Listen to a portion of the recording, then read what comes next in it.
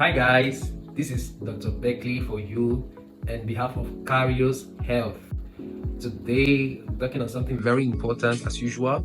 And when you walk on the streets every morning, you see people doing physical exercise. And then when you hear people discussing, you hear people talking about controlling your diet and not smoking or not drinking alcohol. These are very important habits that are all established to prevent some certain disease outcomes. However, there is one that is less spoken about, and that is vaccines. So I'll be sharing with you specifically on 5 reasons why everyone should receive vaccines. Let's get started. So the first reason why you and I should receive vaccines is because vaccine-preventable diseases have not gone away yet. According to reports of Center for Disease Control and Prevention, more than 1.5 million people worldwide die from diseases that can be prevented from vaccines. And these same vaccines have been able to save beyond 3 million people per year. Just to show that it's saving more people that die. You understand? So 3 million people that are saved, 1.5 million people that die yearly. So imagine if we all embrace it and if we all receive it and see it to be something good, there will be less and less amount of people that die yearly. Many diseases that you know very well can be prevented completely. If you receive vaccines, you are actually taking away diseases that could have made you being amongst the 1.5 million people that die every year. Number 2 reason is that vaccines are safe.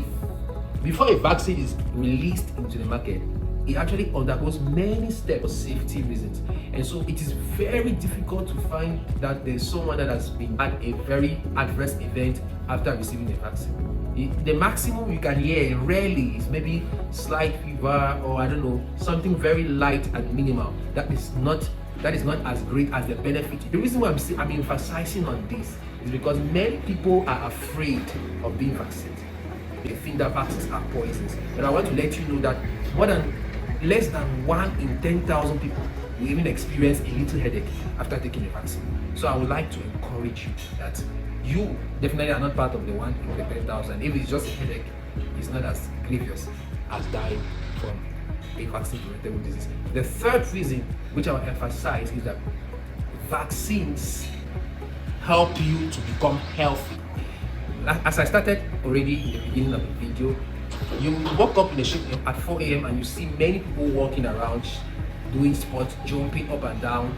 You see people talking about not putting salt and Maggi in my food, all of that, diet control and stuff, because they are aware that these habits make them healthy. But little is said about vaccines. Whereas, according to World Health Organization, vaccines represent the single most effective way of preventing the highest amount of diseases in the world. Vaccines, drugs, alcohol, smoking cessation, diet, physical exercise. On this chart, vaccines come at the top.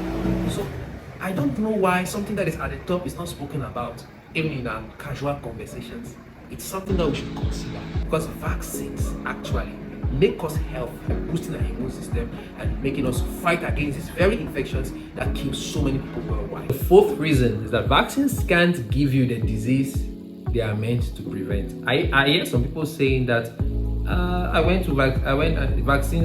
heard about someone going to vaccine, you receive vaccine for measles, and then all of a sudden he developed measles.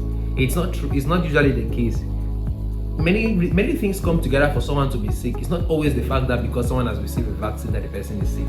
You understand? Vaccines, the way they are made to trigger your immune system to prevent you from a disease.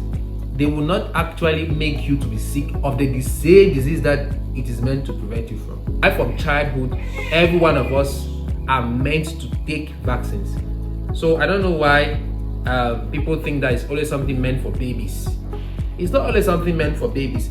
They are in their first years of life and their immune system is still growing up, and so it's so vital for them at the time. But even when you cross that stage of life, you will still need to get vaccines, shots at different points in your life to keep your immunity stronger in order to live longer and not die of an infection that could be prevented. If there are even cancers that can be developed because of viral infections that could be prevented by vaccines. Example is the cervical cancer.